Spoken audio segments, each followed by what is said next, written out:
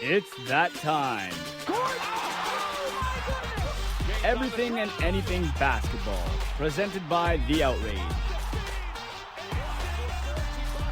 With Kajan Castle and host Spencer Byers, this is Polar Opposites.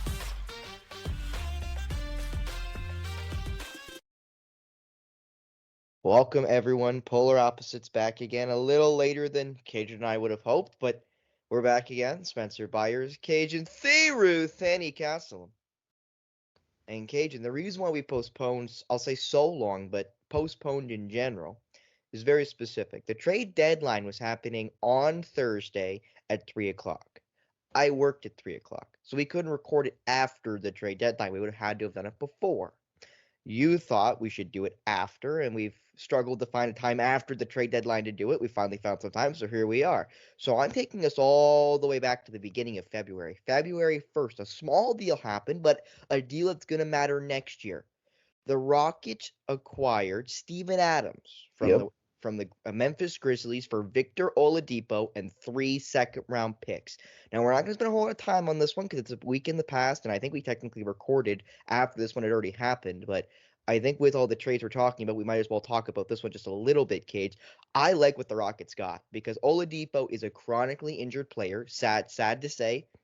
You only give up 3 second-round picks for a center that is rather good. Like, he really did help that Grizzlies team to Steven Adams, in my opinion. So I do like to trade for the Rockets.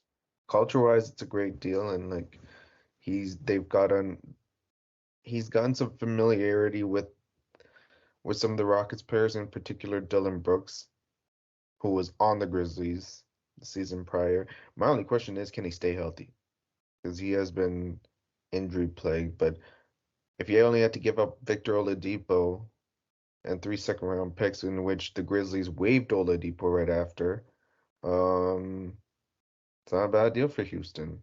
Culture-wise, this is a culture move. This is a culture move and to set a tone that nobody's messing around with the Rockets and disrespecting the Rockets, and I like this move. I think Adams gives them a bit of a lot of toughness, and it's gonna pay dividends. It may not pay dividends this season, but if he's healthy next season, it definitely will pay dividends.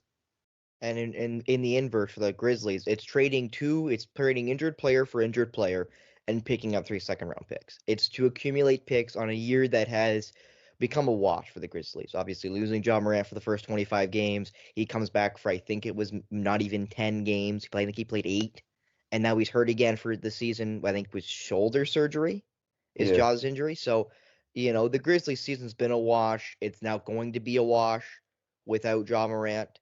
They have gotten a lot better since Ja came back, and even since he's been out, they played better than they did to start the season, but it still looks like they're not going to be in the play-in. They may be in the play-in conversation, but at this point, they're still a little bit ways away. Now beginning to trade deadline-ish. Again, it was on the 8th, so looking at the 7th of February, the Celtics make their big move, basically their only real move.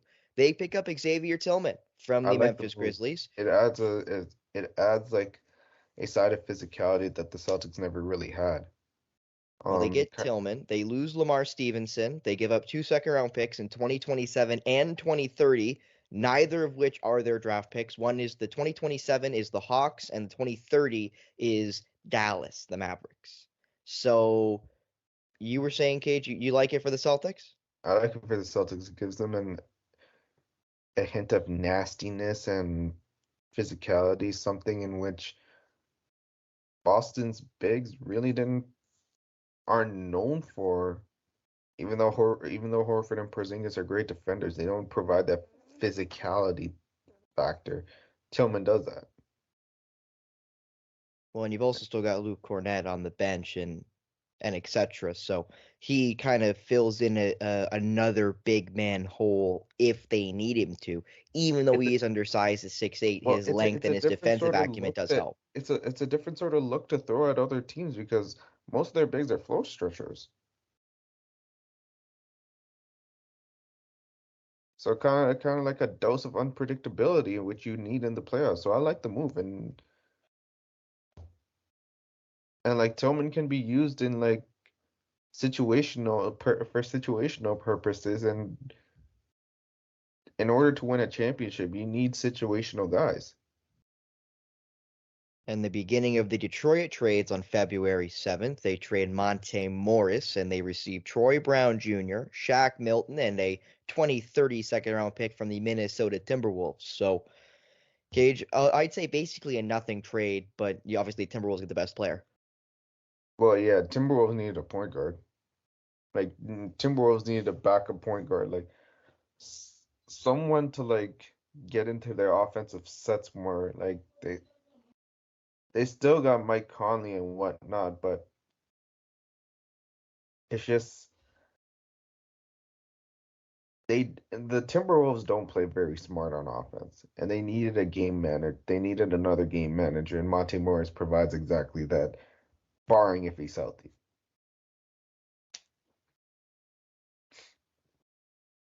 I wanted to Now, say they play like a bunch of dumb bleeps on offense, but hey, especially down the stretch, but that's just me. well, Detroit made another trade. They trade Kevin Knox and a second round pick and the rights to a draft pick that has not, I assume, come over from Europe yet. And Cage, I want you to say this player's name because I'm definitely not going to say it right, but it's Simone. Simone Fontecchio, Fontecchio, there you go. I didn't know what side of the pond he's from, so I didn't know he's where Italian, I that would go. believe. Well, and then see that also could have went a couple ways with the Italians, but Fontecchio going to the Pistons. Another just I would say nothing trade, but I think again it's just getting a little bit older for a very young, youthful Pistons team. Oh, Fontecchio made a name for himself for the Jazz, like starting for them and being a stretching the floor for them. So the Pistons definitely kept that in mind, thinking that he might play a big role for their team down the line. So only time will tell for that one. And But the then when Jazz I traded away a starter, someone who was starting for them too. well, we're gonna skip over the Corey Joseph trade, Cage, because it literally is just a cap dump for the Warriors. Basically, just trading second round picks to get rid of the contract to Corey Joseph.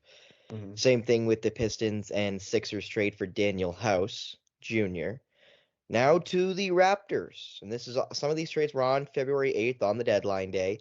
On deadline day, the Raptors receive Kelly Olynyk, Canadian, and Ochai Agbaji for Otto Porter Jr., Kaya Lewis Jr., and a 2024 first round pick, which I believe will be the worst of their litany of first round picks it could be, which is like the Clippers, the Mavs, and a couple other teams. So, so you were confused about what Masai was doing. We're gonna get to a couple other trades that Masai decided to make, and I'm very confused. A lot of sideways moves here to me. I wasn't confused about this one because this draft, it's been said that it It's the isn't a worst in a very decade. good It's been theorized this draft may be the worst we've had in the past decade at least. Yeah. And they already have 3 first round draft picks in this draft, plus a second round draft pick that is effectively 31st. So the worst of the first round draft picks, if it's OKC, it might effectively be 28th or 29th. And looking at it now, you trade away 2 guys that didn't even get on the floor for the Raps, and Otto Porter Jr. and Kyra Lewis Jr. Um, for Kelly Olynyk, albeit he's on an expiring. And then you trade away a late first round pick who may or may not amount to anything in the league for a first round pick last season in Ochai Agbaji and see what he can provide for you.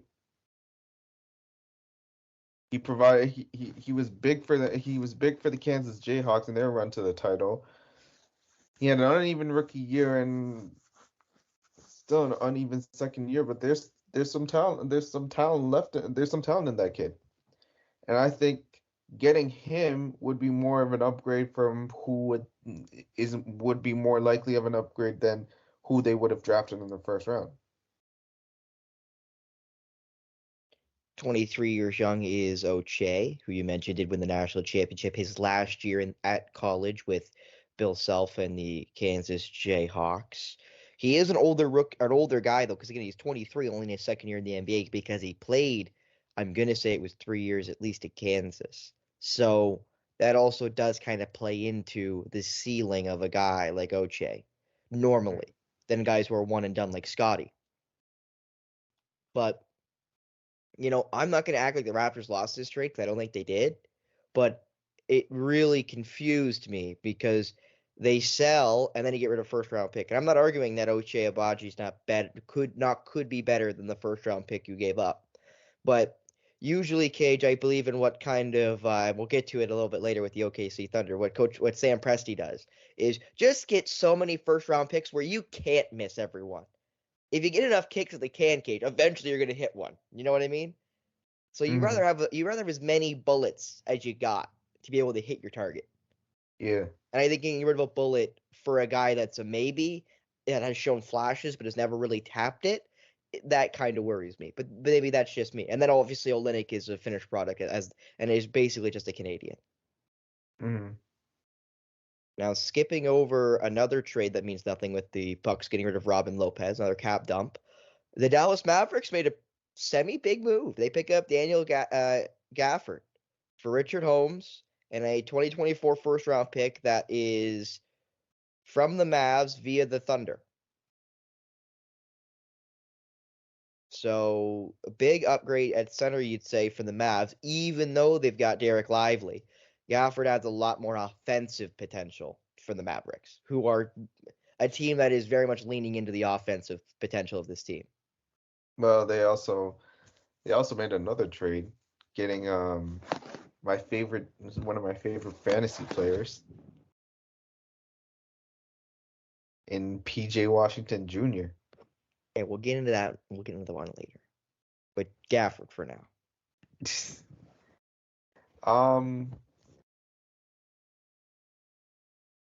For Luka Doncic, this screams music to his ears because he loves playing with rim runners. Derek Lively is effectively a rim runner right now, could be better down the line, but he's also a rookie. Gafford's been like that his entire career, and for 48 minutes, you're like Luke is going to be playing with a rim runner, and that kind of adds, and defensively, that adds a different sort of wrinkle to the Mavs team. It makes them better defensively, and they didn't really have to give up much to do so. Like they gave up Rashawn Holmes, who really wasn't playing for them. And Gafford has come a long way since his early days with the Chicago Bulls. He's added a lot more layers to his offensive game during his time with the Wizards. Defensively, he's still that guy. And yeah, but it also signals that they're going all in during these next 2, 3, 4 years. My only question is that going to be enough to get out of the West for what they gave up?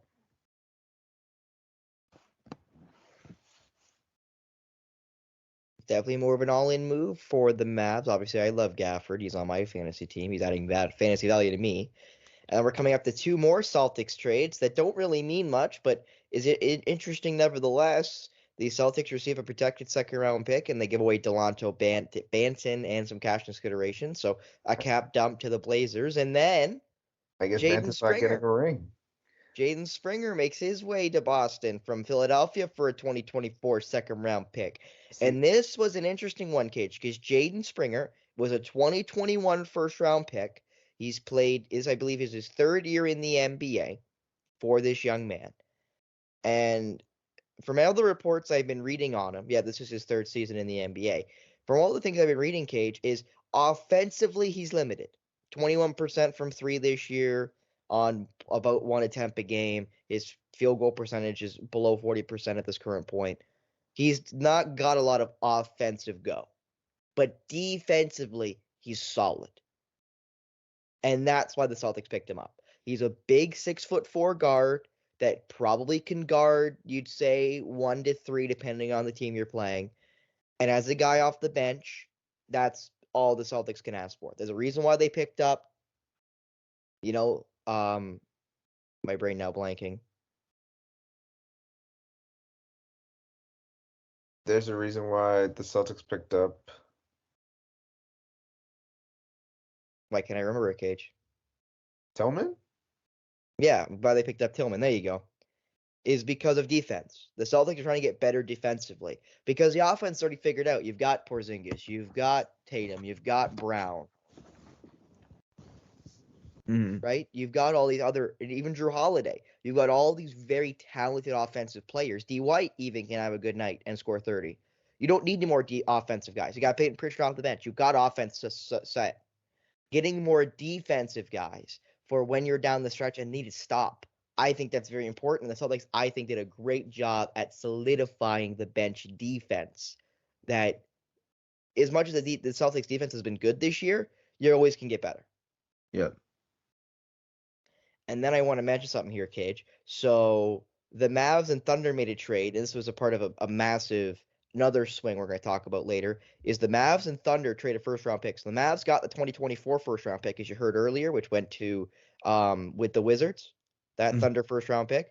They got that earlier in the day for a 2028 first-round pick swap between the Thunder and the Mavs. So Sam Presti doing his magic again. This first round pick's probably going to be, as you said, Cage, in the, late 20s. And now he gets a 2028 pick swap with a team that we don't know what they're going to look like in 4 years. And they added, and I don't even think that's the best move the Thunder made during the trade deadline. Oh no, they made, I think, at least one other good move, but we'll get into that in a second. The Bucks trade for Patrick Beverly. The Sixers trade away receive Cameron Payne and a 2027 second round pick. Everyone's been talking about how this basically seems like a Doc Rivers move. I don't disagree with that, but I do think that is overlooking what's been a glaring problem for the Bucks, which is their defense has been garbage. Their defense has been exponentially worse, plugging in Lillard and plugging out Drew Holiday. So I think Patrick Beverly, as much as it does seem like it fits the new coach, Doc Rivers, I think it's even more so. We suck at defense. We need somebody to be a stopper. Patrick Beverly's a stopper. We're going to get Patrick Beverly. And he's not going to cost us an arm and a leg to get this stopper. Yeah. And he already has that relationship with Giannis. He spoke on his podcast how he said, we talked about Giannis wanting smoke. And then he sat out a game or something, and then the next game they were playing against each other. Giannis is on the floor like Patrick, Pat, no smoke. I know skip smoke, no smoke, which I think is hilarious. But there's that relationship there with your best player in Milwaukee. This just seems like a trade of the Bucks suck at defense, and they got one of the best defensive guards in the NBA. That they did, and it's kind of hilarious that like he got traded to the Lakers, had beef with Westbrook,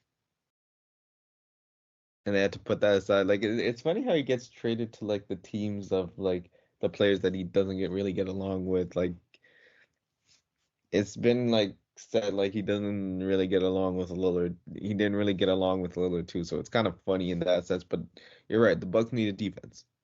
Their defense is PU stinky trash. Yeah, it has not been good. Um, There's a reason why they fired their rookie head coach after 40 games when he's gone 30-11. Yeah, but they replaced him with Glenn Rivers. Like Your favorite head coach in the NBA, but continue. Huh? Your favorite coach in the NBA, but continue.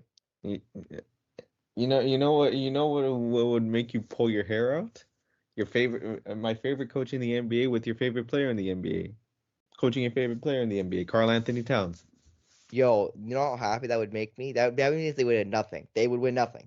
There'd be nothing won down there in Minnesota if Doc Rivers went there. But anyway. You mean Glenn? He ain't no Doc. I'm going by the name that everyone else knows him by. They're Kajan, okay? I understand you love government names. We've done that. We've played that, okay? No, he just is. It's not even that. He's just not a Doc. What has he fixed? Man got carried to that 2008 title. Okay, before you go too far into the deep end on the Bucks' coaching hires, like the Patrick Beverly move to the Bucks? I'm not sure if you said that yet. Because obviously I do. I do. They need defense. Patrick Beverly, even though he's a little bit on the older side, provides that defensive spark. And Cage, this was the trade that really confused me. So the first one, I was confused because you got rid of the first round pick. This trade really confused me. The Nets received Dennis Schroeder and Thaddeus Young. The Raptors received Spencer Dinwiddie. No, they don't. They waived Spencer Dinwiddie, who's probably going to go to the Lakers, it looks like. So the Raptors receive nothing, and they trade Dennis Schroeder and Thaddeus Young. So You would have to basically think it's just a cap dump. flexibility. It's just a cap dump at that point. You would have to think it's a cap dump or flexibility, and they're trying to look for something during the off season.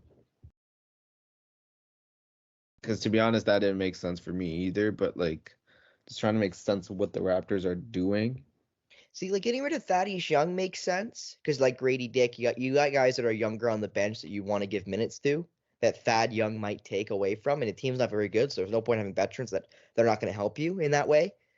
But the Schroeder trade, the part of that trade, just didn't make any sense to me, unless it is just trying to have flexibility going into next summer. But at this point, again, Cage, I just look at the Raptors and I go, but who's going to want to come to Toronto? Like, who can you lure away with a max contract? I don't know. Like, I just don't see Toronto as a desirable place to play for an NBA player. Well, But that's there's just other me. factors outside of the NBA that like play into that too, compared to any other team. With like work permits, the so-called taxes, like there's other factors too that play against that. So there are guys that do want to play in Toronto, but in terms of like stars, superstars, that's a completely different topic. Well, I do think that, again, was just a move because now that does give them the cap space to make a max deal this coming summer if they can find the guy that wants to come to Toronto for a max. Mm-hmm. But now moving on to what? They still can get a first round pick for Bruce Brown. No, well, maybe, but they kept Bruce Brown through the deadline, which was kind of a surprise. But Bruce Brown will now be basically the sixth man for the Raptors from here on out. He went from being the starter on a pretty good Pacers team to being the sixth man on a pretty mediocre Raptors team. So he must be feeling pretty good right now. He's got a ring. Ironically, being the sixth man. But anyway, moving on to maybe the biggest trade of the day, maybe second, depending on what side of the fence you're on, Cage. The New York Knickerbockers pick up Alec Burks and Bojan Bogdanovic from the Detroit Pistons, who receive, and here's the litany, Cajun: Evan Fournier, Malachi Flynn, Quentin Grimes. Not reading the fourth name. 2 future second round picks and cash considerations. I gotta see what the fourth name is.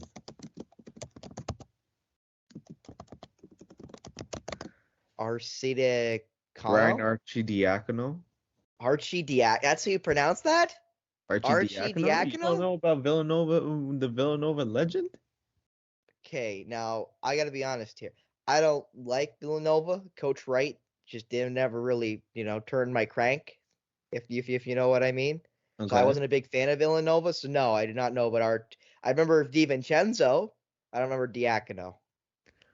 He passed it. He passed it to Chris Jenkins for the game-winning three against North So Carolina. he was the passer on the shot that he shot from 40 feet. Okay, that's like saying the guy who passed the ball to Lillard on the inbound when he hit that 40-foot over PG. No one knows who that is. No one cares who that is. But anyway, In the great basically words this of Ray trade. Williams, nobody cares. But with all of these names in mind for the Pistons, the two main ads are the two first future second round picks and Quentin Grimes. As much as I like Malachi Flynn, I don't know what he brings anymore to the Pistons, especially. But the trade's basically Quentin Grimes and 2 second round picks for Alec Burks and Bojan Bogdanovic. I feel like Which adding the legend Ryan Arcidiacono is a pretty big deal in itself. But hey, that's just me. that is just you. So, Cage, who do you think won this trade?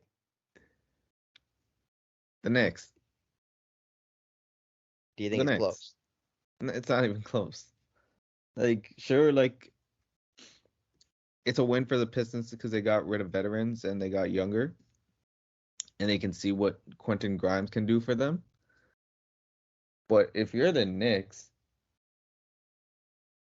you went from maybe they can make the Eastern Conference Finals, so to if they're healthy, they might make the finals. Okay, Cage. It's Okay. not as far-fetched now. It's not as far-fetched now. Like if things go right, they could make the finals. Because think about it this way. So when they're starting, when the start, or you would think like if they're healthy, the starters would be Jalen Brunson, um, one of either you would think DiVincenzo starts the way he's been playing, OG Anunoby, Julius Randle, and Mitchell Robinson once he comes back. And it's been said he could come back um, near the end of the regular season. And then coming off the bench, you got somebody like Alec Burks, Bojan Bogdanovic, Josh Hart. Um, you can play Miles McBride or Precious Achua for stretches. And then you got Isaiah Hartenstein. That Knicks team all of a sudden has shooting, defense, a bunch of nastiness compared to the like in comparison to the 90s Knicks who were really good. They got a lot better. They got a lot better, and if things go right, and if a play-in team like Miami could make the finals, it's not far-fetched to say the Knicks could do the same thing. I'm Because this Knicks disappointed. team, I'm sorry, like is better than last year's Miami Heat team.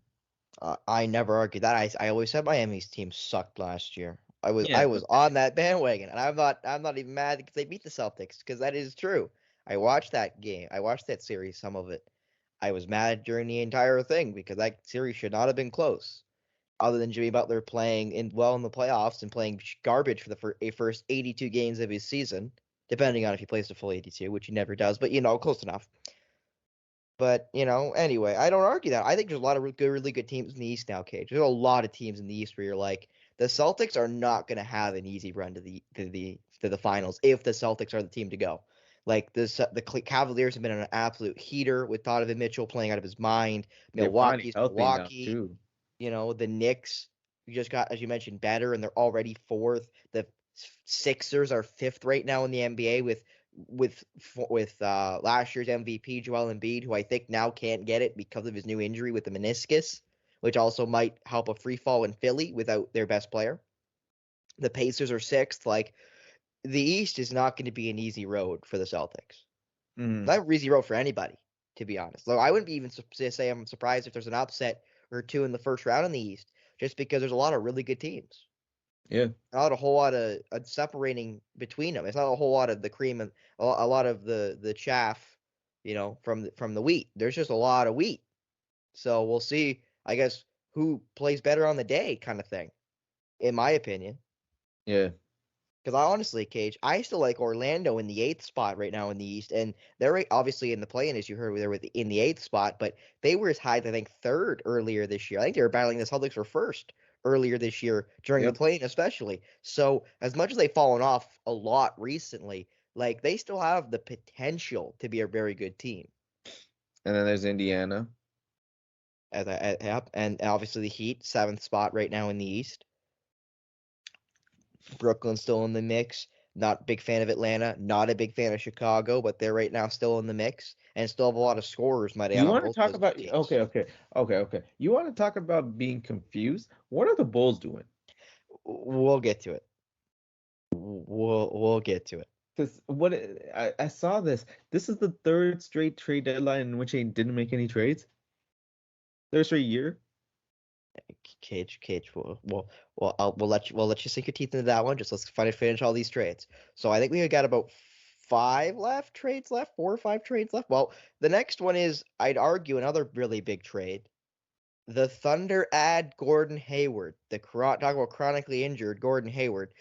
The Hornets receive Trey Mann, Dennis Bertans, a second-round pick via the Rockets in 2024, a second-round pick via the Sixers in 2025, and a former, I think, first-round pick in Miich, is how I'm going to pronounce that. Second-round pick. Late second-round pick, might I add. Mm-hmm. And he has just come over as a rookie, and he is 30. So, again, he is an overseas player. He's an But old man. he is. He is. But honestly, Cage, I love this trade for Sam Presti. You don't lose any of that disgusting litany of picks they've got. Really.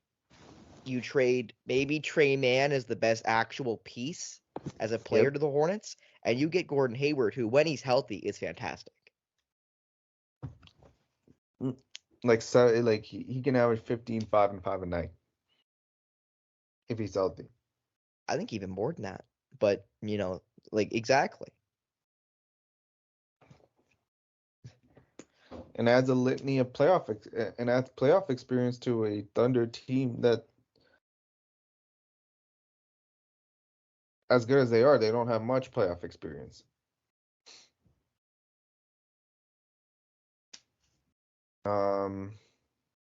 So yeah, it's a great move for OKC. They just got deeper. They got more experienced.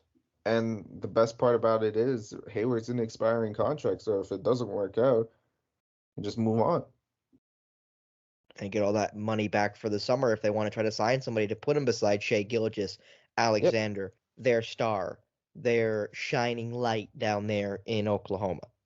Yep. Now moving on to an absolutely massive trade, just with the litany of players. The Phoenix Suns acquire Royce O'Neal and David Roddy.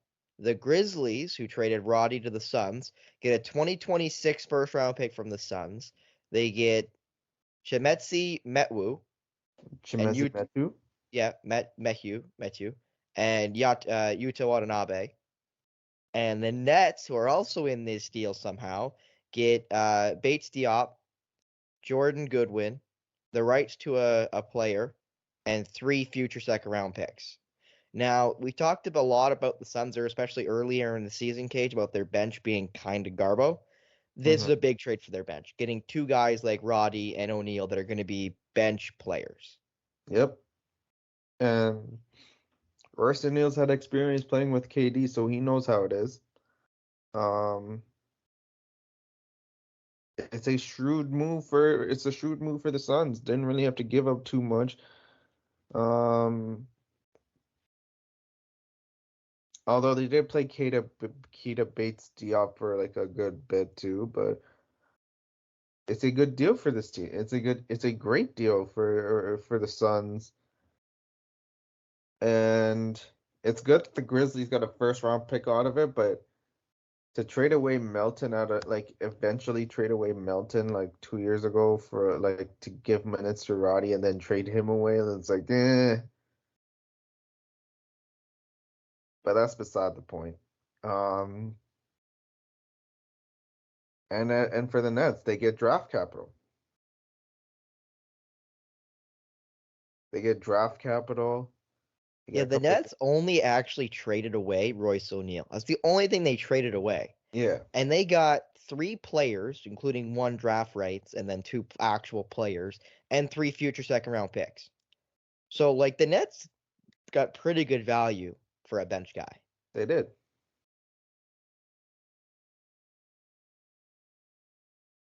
They did, albeit a very valued bench guy, a very valued role player in Royce O'Neal. Well, another 3-team trade, the second last of all the litany of trades we're going to talk about before we have our winners and losers. The Philadelphia 76ers finally made their swing. They pick up Buddy Hield from the Indiana Pacers. The Pacers get Korkmaz, Doug McDermott, that's Furkan Korkmaz, pardon me, Doug McDermott, 2024 second round pick via the Raptors. That'll probably be a earlier second round pick. 2029 for a second round pick from the Blazers. So that'll be interesting to see where they are in 5 years. Cash considerations from the Sixers, and then the Spurs, who traded McDermott to the Pacers. They pick up Marcus Morris, who's from the Sixers, a second round pick via the LA Clippers, and cash considerations. So Cage, I think the obvious winner is the Sixers. They get the best player in the deal. I'm not sure I like this trade for the Pacers. And the Spurs don't really lose anything and pick up a second round pick in the future, which is from a team in the Clippers who in 5 years may not be very good. Mm-hmm. Well, Philly, aside from Maxi, didn't really have much in the way of 3-point shooting. This solves this with Buddy Hield. And I guess McDermott kind of knows the system to a degree. But they also waived Korkmaz too, so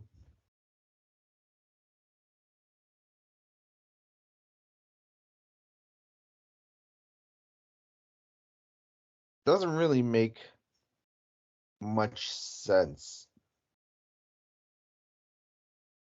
for the Pacers. I just don't think they got maximum value for a guy like Buddy Hield, who has been on the trade block in Indiana for what feels like forever. Forever. Mm-hmm.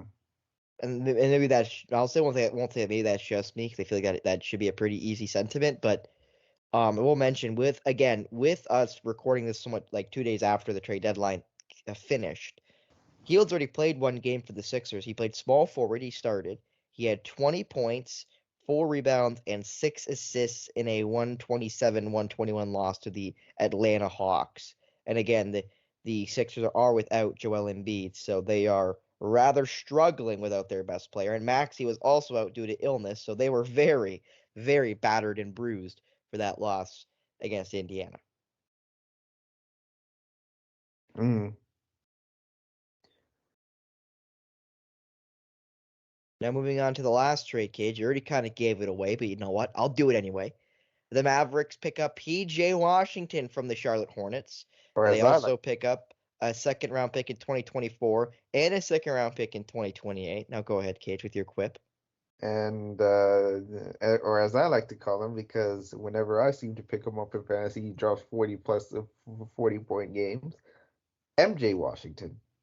Ironically, a joke because the Hornets used to be owned by MJ, Michael Jordan.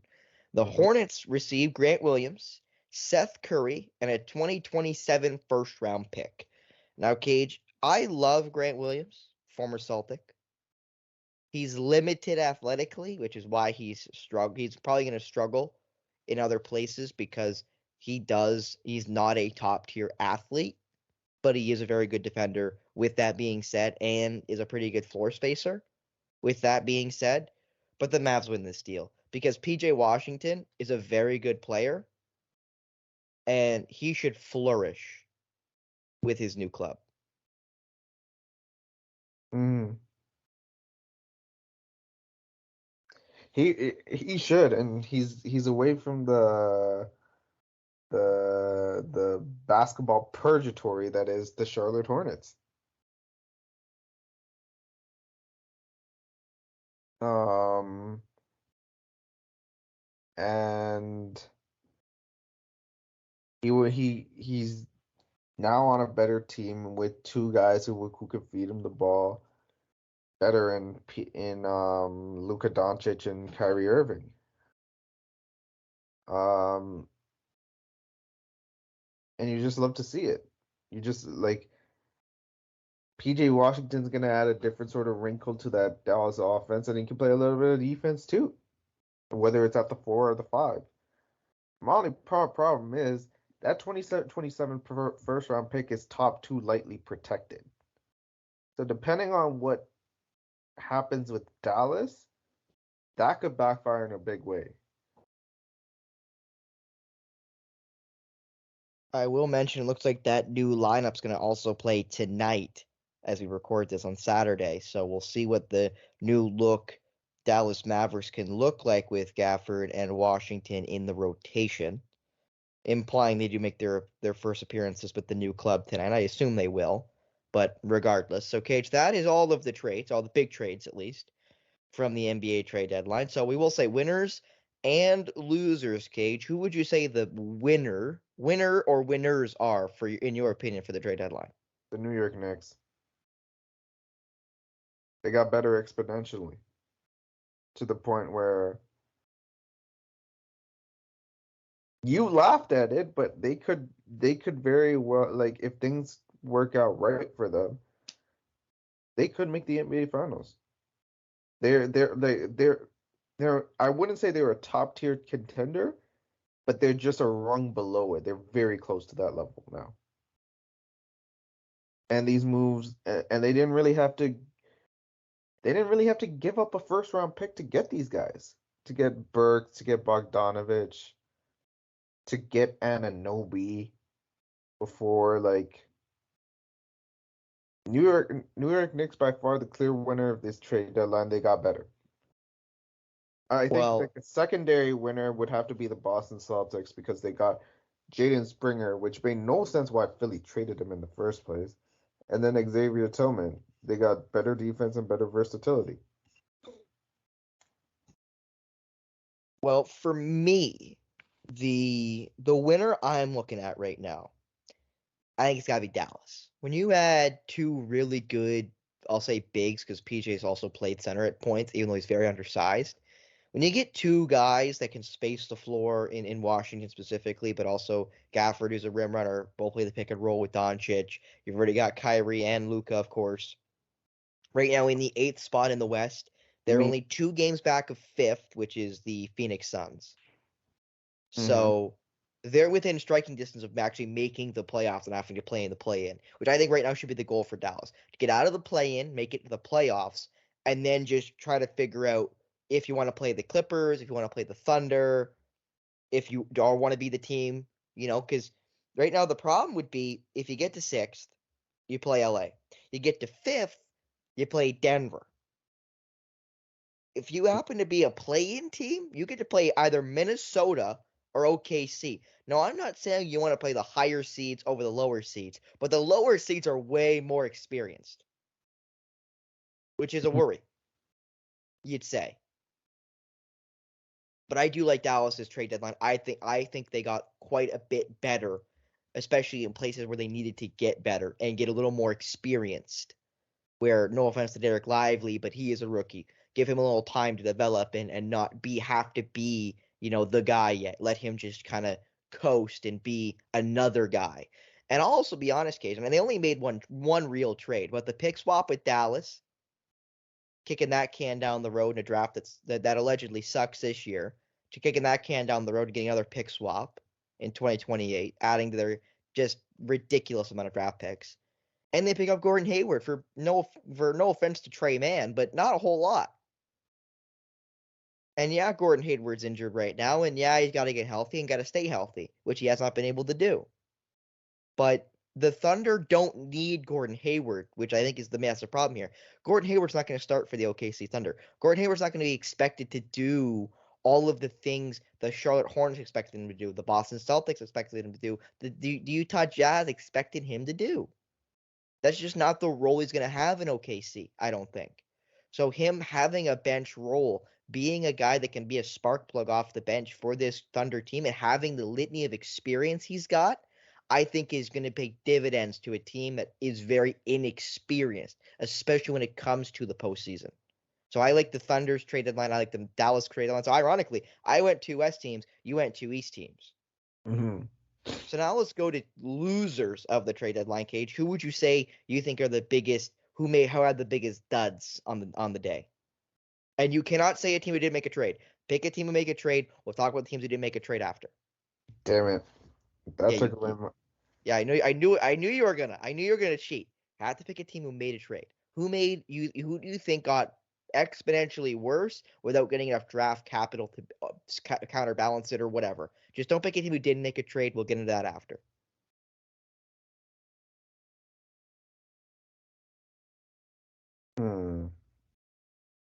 I want to say the Pacers. Can't really argue that. Because you gave up a lot of draft capital to get a expiring deal in Siakam, and now you just traded away Buddy Hield for not really much of anything. Um, so, and then you added Corey Joseph, and then waived him in the process. Well, yeah, he was just a cap dump from the Warriors. Yeah, pretty much.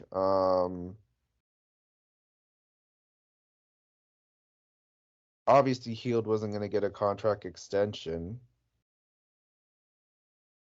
Um,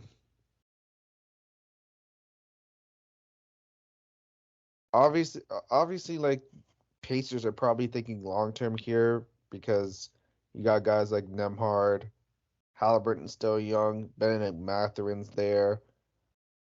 But short term wise, I kind of want to say they got worse. And even maybe another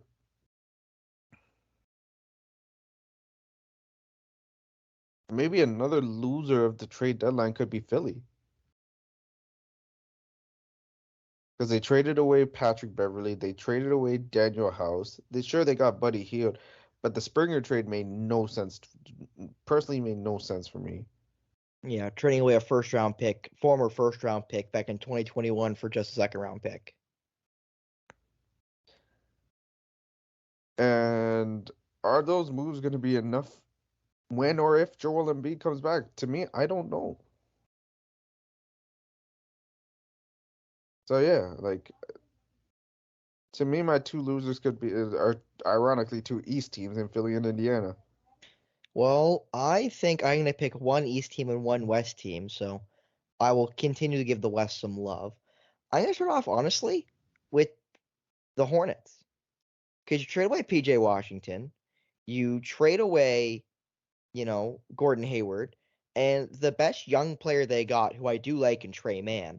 They didn't get like a top first round pick. They got a 2027 first round pick from Washington, but they didn't get any like top tier prospects or top tier young guys. They didn't get any top tier draft picks. They just got a lot of stuff. And I'm not saying that, Trey Mann can't become a game changer, or that he can't use that, the first round pick they got from Dallas in 2027 when it matters, or the second round pick they can hit. I just don't think they got maximum value for those two guys. And they didn't trade away their biggest piece in Miles Bridges, who we all talked about the off the court issue we talked about earlier, Cage, and how you and I don't even think he should be playing right now. But the reality is, Cage, he's playing and playing really well. Like unobjectively, Miles Bridges has been the best Hornet this year, and he wasn't traded, even with all the baggage, even Well, with all the things that go well, he around wanted him to in stay. that circus. Well, the thing is, he wanted to stay in Charlotte and was going to veto any trades. So that kind of didn't really help things out there. No, I guess that is fair, but still, I think you should try at least try to shake that tree. And the other team, honestly, Cage, because they made a couple lateral moves and a couple moves that just don't make much sense to me. Memphis, you trade Tillman, that's fine. You get some okay draft capital from the Celtics. That's not bad. And some second round picks that are kick the can down the chute, down to the Yeah. future. But then they're a part of this 3-team trade where they get a pick swap with the Suns in 2026, who you'd still expect to be good. Now, even if Kevin Durant leaves, you still got Devin Booker, you still got Bradley Beal. They don't get any young guys at all, and they trade with one of their young guys in David Roddy. And again, the team is not good. The Grizzlies are probably not going to be a playoff team this year. They're right now 14th in the West. They are 7.5 games away from the Utah Jazz for the 10th spot in the play-in. Like, they're not going to make the playoffs. John Morant's done for the year. This year's a wash. Why are you trading away not only just young guys, but, why are you trading away guys that can help you down the line that are not old? Tillman's not old. Roddy's a young guy, and not getting anything really back. That doesn't make much sense to me. I think that they should have done a little more to try to get some more draft capital. The Adams trade I like, but that's still a nothing trade because Adams is hurt, Oladipo is hurt, and as you said, waived. So it's just basically the second round picks. Like, I just think they should have done more because this season is going to be a wash, and they need to build around John Morant, and they need to find a way to build more for John Morant when he comes back, in my opinion. So those would be my two losers in Memphis and Charlotte. No, you're right. And now, Cage, we're going to talk about teams that didn't make any moves. So I think the two big ones, Cage, I don't know which one you were going to say, so I'll give you both. The Los Angeles Lakers and the Golden State Warriors did a whole lot of nothing on the trade deadline. They did a lot of watching. I should added a third team to that, the Chicago Bulls. As you mentioned earlier, didn't do anything. The Miami Heat didn't do anything. The Cleveland Cavaliers didn't do anything. But I would argue with Cleveland. Or Denver. Denver didn't do anything. Sacramento didn't do anything. Just a couple other teams that didn't end up making a move on the deadline day, Cage. And I will mention right now, as we're talking, Dinwiddie will be signed by the Los Angeles Lakers once he is waived by the Raptors. Well, see, I was watching that Pelicans-Lakers game, and I saw Dinwiddie next to Rob Pelinka, and I'm like, the writing's on the wall. Yeah, he is now a Laker once he clears waivers. It did not need to be officially announced. The minute you saw that, I'm like, yeah, he's going to the Lakers. But in spite of that, they still didn't trade for Dinwiddie. They're signing him off of waivers. They're signing him as a free agent after he clears waivers. So again, Cage, which team do you think should have made a move this trade deadline out of the litany of teams who didn't end up doing anything, staying pat for better or for worse? Oh, that's easy. Easy decision for me. The Bulls. What are they doing? What are they doing? Like, bruh, I know they got some young pieces in Patrick Williams. Kobe White's gotten a hell of a lot better. But what are these guys doing? They're not very good. They were at best a play-in team. Why are you guys? And ownership was preparing to like approve a rebuild, but Arturis, the Bulls president of operations, didn't want to go that way. I'm like, that's three, and it's been 3 years in which they haven't done a deal. Like, we all see that even though the Bulls have really played some good basketball as of late, at best they're a first round exit. And that's the worst position to be in if you're any NBA team. You're not good enough to win games, but you're not bad enough to lose. And right now the Bulls are in that position. And maybe they're waiting on Lonzo Ball to be Lonzo Ball, but you can't bet on that. Like, I don't know what the Bulls are doing.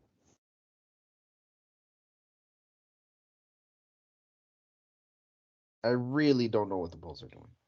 I also cannot say I know what the Bulls are doing, to be completely honest with you, because they have a team that isn't very good. They have two ball-dominant scoring guards that have not really played well together in Levine and DeRozan. Mm-hmm. And they're a team in the play-in right now, but you kind of have that feeling they're not going to do much in the play-in once it begins. Oh, no, And they've also had Cody White, who's played out of his mind since hitting the starting lineup because I believe of an injury to Zach LaVine, and they still haven't cleared a spot for him yet to continue to start. What, Kobe White? Yeah, is Kobe White starting with both of them in the lineup? Yeah, I know they still got Ayo Dosunmu as well, who's also a really good guard, might I add, former Illini, Hmm. who They could also have probably found should have something someone for up. Andre Drummond, but they didn't, or they chose to keep him, which again does not make sense to me.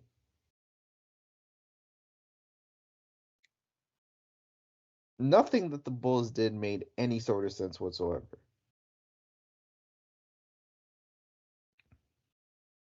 I mean, I'll be honest, I don't really argue that, Cage. I think the sad part is for me is the Bulls are a team where like they're not very good, but they continue to be not very good, and they continue to not do anything. Mm-hmm. So they're very confusing. But I'll be honest, I'm surprised the Warriors didn't do anything. We've heard rumor after rumor after rumor that Klay Thompson needs to be traded. We've heard rumor after rumor after rumor that, maybe CP3 should be traded away. And they do nothing. They sit pat on a team that has very much underperformed. They're out of the play-in right now, are the Golden State Warriors at this point in the season. They're right now basically tied for the 10th spot in the But I think they're play-in. just hoping they figure it out because talent wise, that team should not be out of the play. Yeah, but Cage, you can't just say that. You can't just But say we'll and figure it out. You're but 50 also games into the NBA season, Cage. There's no but also haven't you but not figured it out already? also a new sort of wrinkle that they finally did, in which why did it take this long? Podzimski and Kuminga are playing more, especially Kuminga.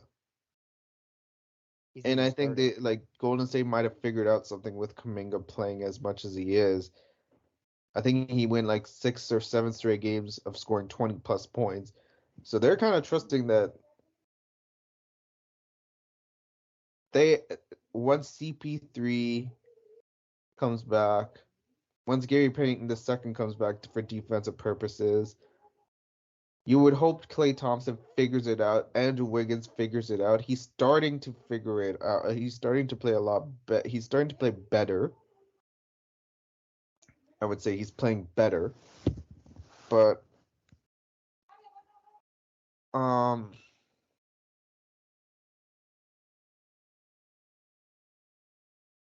it's just like uh,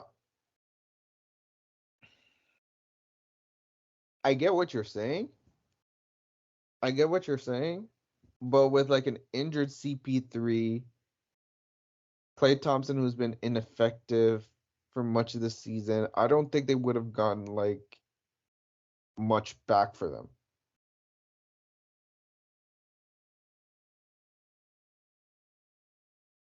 I don't even disagree with that. I just think that after 50 games, you probably should make a trade. Now, I'm not just saying even make a trade to make a trade. Just but find a way to get, guys an opportunity. Like Mm, Kaminga, like Podzimski. Clear up a spot for him, even if it's not Klay Thompson or CP3 or even Draymond.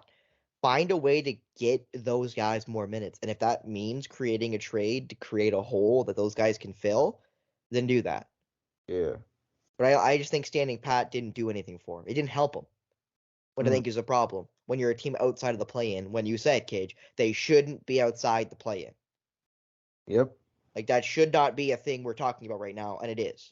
Like the Warriors can make this playoffs. Like that is an honest reality we're living in right now. The Golden State Warriors with Steph Curry, with Klay Thompson, with Draymond Green, with Andrew Wiggins still, a team that's won the championship Yep. 2 years ago with the exact same team, may not even make the playoffs. Hmm. Like that's a problem. And they got better, you'd think, getting rid of Jordan Poole and adding CP3. Yep.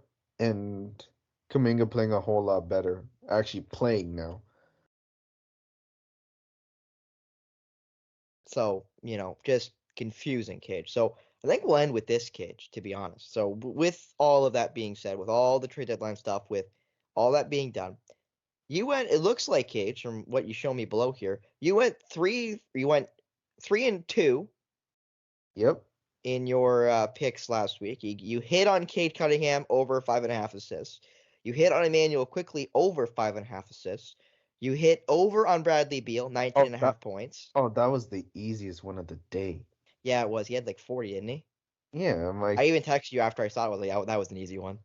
I'm like 19.5 against this former team in Washington. Like, come on. That didn't like uh, I was befuddled. You were bamboozled. I was bamboozled. So you missed on Jokic over 8.5 assists, and you were actually off on Damian Lillard over 2.5 threes, were the two you were wrong on. Yeah. Well, three out of five ain't bad if you put singles on it.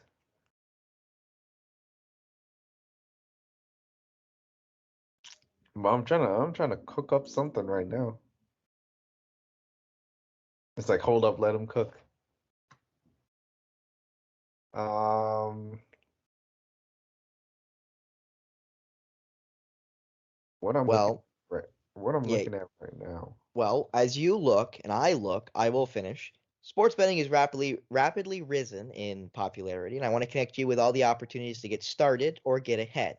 Having multiple sportsbook accounts is the most simple way to maximize your profits, and there has never been a better time in signing up than right now. When you visit our page, signupexpert.com/theoutrage, it'll be in the description of this episode. You'll be connected to all sportsbooks in your region, not just us here in Ontario, your region, along with reviews of each platform and its unique benefits. All these sportsbooks have valuable sign-up offers for new users, and when you register with our link, you will automatically receive the top offers from each individual sportsbook. So not only will you be seeing the best odds when you sign up with these sportsbooks, you'll be getting the best opportunities to sign up with these sportsbooks. And when you use multiple sportsbooks, you ensure that you have the best odds on any particular game you want at any given moment. And that is obviously the success to sports betting. Obviously, bet what you can lose. Do not gamble responsibly. Be of age. All of that stuff. Please and thank you. I beg of you. Yes, But sir. Cage, as you look through the parlays, and I look through the parlays of a different thing, Cage. So the Super Bowl is happening tomorrow. This will definitely be up before the Super Bowl, Cage, I hope. Mm-hmm. I will be betting a parlay during the Super Bowl. For sure. All right. So I'm just looking right now through at what I plan to bet. Because I can tell you for a fact that I'm betting Christian McCaffrey to be the Super Bowl MVP. I have a bet from I'll actually check exactly when, Cage, because I made this bet preseason. Even if he's on the losing team? Cajun, I don't want to hear that from you right now. You and I both know the Niners are going to win, and when the Niners win, You Christian also said you McCaffrey wouldn't will blame be. me if I picked the Chiefs. I wouldn't blame you because the odds are good, but they're going to lose. I'm not saying I'm picking the Niners. Cage, I picked the Niners to win the Super Bowl, and I'll tell you exactly when because I have the bet here. Okay, I just got to find it because it's still active on my FanDuel account. Okay. I bet the Niners to win the Super Bowl at plus 900 on March 20th, 2023. March 20th, Cage. That's almost a year ago. How much did you put on it? I put $5. $5 plus 900 is $45 payout. Okay. I had a way more outlandish bet that I'm not even going to tell you on who else would win the Super Bowl right after that. And their season didn't. Ironically, Cage, I'll tell you it because I'll explain. So you know what the Houston Texans were this year? A young team, freshman or rookie quarterback, played really well. Yeah. I picked the Carolina Panthers to do that. I picked the Carolina Panthers to win the Super Bowl this year Bruh. because they were plus 5,500, and I was like $5. Who cares? I'll kick that can down the road. And I like Bryce Young. I like Miles Sanders. I like Adam Thielen. I like Frank Reich. You know, I think they can have a turnaround season. I was very mistaken. Very mistaken. The Texans were what I thought the Carolina Panthers were going to be. So I will eat that crow. But I will still, Cage, say that a year ago, I bet the Niners win the Super Bowl. And we are, 11 months away from, or 11 months from that, and they're in the Super Bowl, Cage. So I feel pretty vindicated right now, Mm-hmm. if I had to be honest. I feel pretty good about myself, Cage. So do you have any bets you want to recommend to the viewers before we go? I think I For got the NBA? I think I have three. You have 3, eh? 2 of them are player props, and 1 of them is actually not a player prop. Ooh. One of them is not a player prop. This is like a first on the show, Cage, so go ahead. Alrighty. Yo, this is kind of a So hack. But anyway, continue. 1 of them is Kobe White. You know I love turnovers. You love turnovers. Kobe White over 2.5 turnovers. What's he averaging right now? Do you know? Well, I know he had 5 last game, and they're playing against the Magic's, a team who forces turnovers. Yeah, I guess that's fair. And I think, call me crazy for this. I probably will.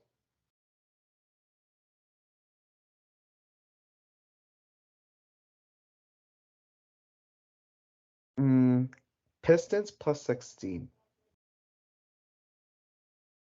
The Pistons, I mean, the Magic or the Wizards hit last night at plus 18.5, so I wouldn't fault you there. But plus the Pistons have won 2 games in a row. They're playing really well right now.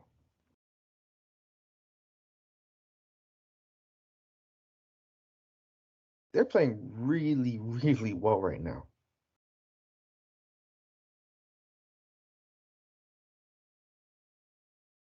But That if you they are. want a player prop from that game, as much as I think he's been playing better as of late, Mhm. oh no, that might be too high even for him too. I was gonna say if Jaden Ivey's at 2.5 turnovers, I'd take the over on it, but it's at 3.5, so never mind. Yeah, 3.5 is a lot of turnovers. Yeah, there was a time and place in which I was like hammering Scotty Barnes over on turnovers, and you were like, you. You. Oh man, hey man, don't hate the player, hate the game. Gotta be honest, Cage. I'm looking at some of these football spreads, and I'm loving them. Like Cage on DraftKings right now, which I know you use. The over under on Brock Purdy passing yards is it's 247.5. Huh? 247 yards. Cage, if the Niners are going to win the Super Bowl, which they're going to win the Super Bowl, Brock No, Purdy they're is not. throwing for over 250 yards. No, they're I'll not. say that for free. Even if they lose, he's throwing over 250. I'm saying that for free. Okay. And by the way, I found the biggest hack, Cage. If you bet other position to win the Super Bowl MVP, you then can bet, or I actually don't know if you actually can parlay that together, but regardless, there's a bet for any position to win the MVP other than quarterback. You can bet the MVP being Christian McCaffrey, and then you can bet running back as the position to win the Super Bowl MVP. All different odds. That's really Damn. funny. That's really funny. Damn. Yeah, I think that's kind of cracked. I think that's kind of cracked. So wait, what was it?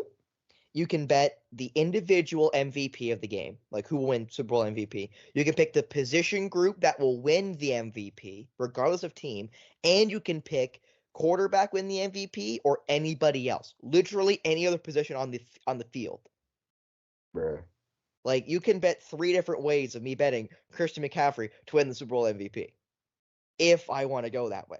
Might I add? Will you though? And by the way, I can already bet the 2025 Super Bowl champion, and the Niners are the best odds. That's kind of hype. I still think the Ooh, Chiefs are gonna win it. gotta be honest here, Cage. Lions plus 1,200 next year. Kind of like it. Kind of like it. Mm-hmm. But I think the Chiefs are gonna win it this year. That's because you're a hater and should be beaten with rocks. No, I just think You should be beaten with rocks, Cage. You should be beaten with rocks. Okay, I I don't want to hear it if also you beat I with also rocks. think as much here. Let me put it this way. I'd rather have. I can't believe I'm saying this because I like to go against what Spencer says. Because I am just a troll. Yeah, he's And a contrarian. He's a contrarian built. He's a Skip Bayless wannabe. Anyway, continue. you mean Drip Bayless? I don't want to hear that right now. I don't want to hear that. Anyway, continue, Cage. What soliloquy we're gonna go on? I would rather have the Niners win over the Chiefs. Who wouldn't, Cage? Who wouldn't? But I don't think there's anyone cheering for Kansas City that's not a Kansas City fan right now. but see, here's the thing. I think Vegas might have the Chiefs. Are you trying to lie to me and tell me that you think the game that they're scripted? Do you actually is that the argument you're really trying to die on right now? That and the Taylor Swift effect. Good lord. Hey, Good lord. I don't like it, but I'm like, you could kind of like, even the Lions and 49ers game. You mean to tell me that wasn't in any sort of way No. kind of iffy? No. No, the Lions just suck and can't run the ball. Period. No, but not going for field goals when they should be? They're an aggressive team. That's what they do. They've done it Yeah, all they were year. up 14. They were But up like what? they've done it 14? all year. That they're consistent. They're a consistently aggressive team. I don't believe it in that situation to happen twice. Like, come on now. They're an They had aggressive team, two Cage. opportunities to go for field goals, one in which could have tied the game, and one in which could have put you up by more than two possessions, and you don't go for it, and it backfired. Albeit they were catchable. They were The first catchable one should have been passes. caught. The first one should have been caught. Let's call it a buck. The first one should have been caught. Yeah, but it's just like, why do that? Why do that? It was just very odd to me. And keep in mind, thank you, Spencer, for this. Oh god.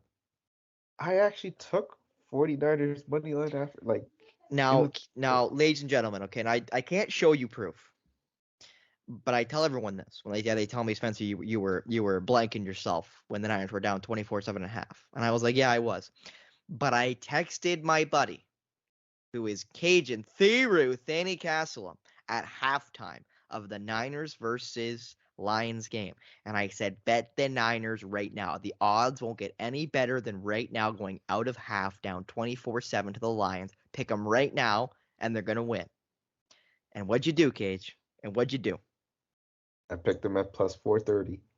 You picked them right after they made the field goal by Jake Moody to make it 24-10, and the Niners went on to win, and I made you some money. I have made you at least $300 from football. I didn't say a penny of it. I haven't asked for a penny of it. I don't want your pennies, okay? But I want people to know that I also know gambling, and I will say that the Niners are going to win the Super Bowl. Christian McCaffrey is going to win the Super Bowl MVP, unless they do got quarterback bias, which is possible, but I think Christian McCaffrey will win it because he'll be the difference for the Niners. And I'm looking at some of the other odds, Cage, just for me. Total sacks for both teams. The Niners is 1.5. I think that's easy over. Easy over. Oh, come on. Like team sacks 1.5. I think that's easy over. It's just 1.5. Yeah, the team sacks is just 1.5. Yeah. The Chiefs is 2.5, which I'm not as confident in. I think they'll probably hit the 2. I'm just not sure if they get the 3. But I think Niners will easily hit 2. I think Bosa will have 2 by himself, personally. And also, I probably would bet Bosa sacks over as well, because all of them are 0.25, which I don't know why. 0.25? Yeah, because it has to go over a half. Because Hmm. half a sack is a thing in football. Huh. Which if you don't understand, quickly, just explanation. Half a sack is literally just when two guys hit a quarterback, they give both guys a half. They don't give a full sack each. Is the logic.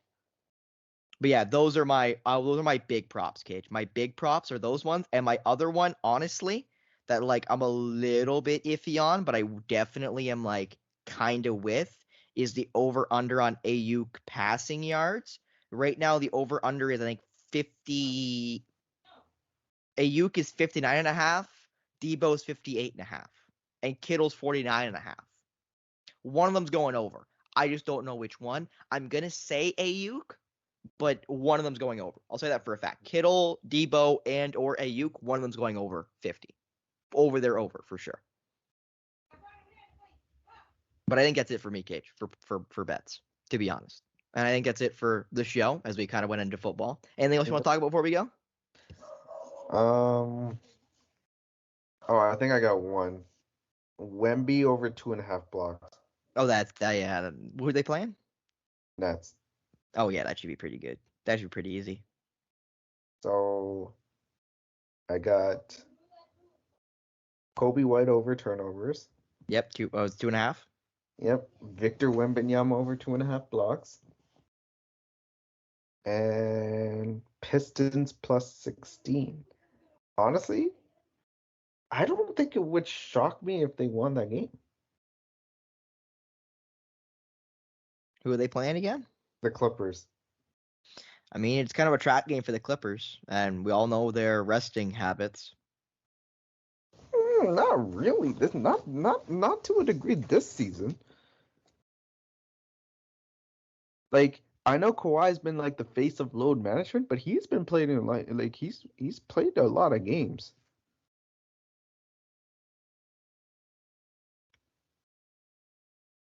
Like I know you're probably like it's about time. Yeah, I mean, it is about time, but you're right. You're right. Like he's played in back-to-backs. He's played in games. Wow, he's working, Cage. He's going to work. What a surprise. Going to work. Yes, sir. You give him a medal.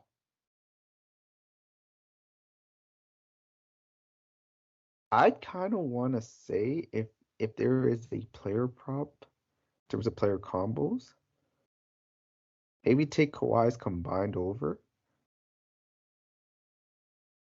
I know he went under last game, but that was kind of an anomaly, and nobody on the Clippers really played well in that. Mm. But his over points, rebounds, and assists is 35.5. Ooh. I mean, I don't. I think that's pretty good, to be honest. I don't mind that either. Anything else you want to say before we go? Or I think that's it. you think you've run out? Yep. Well, And also shout out to Spencer's boy Jalen. Happy birthday to Jalen. oh yeah, my bestie's birthday is today, so I'm just literally at the moment this ends, I'm shaving and going out. So Cajun will have to be editing this one, so good luck with that, Cajun. So for Cajun, Theru, Thanny Castle, I'm Spencer Byers. Thank you so much for tuning in for another episode of Polar Opposites. We'll be back on Monday for regularly scheduled programming here on the Outrage Inc. Go Chiefs.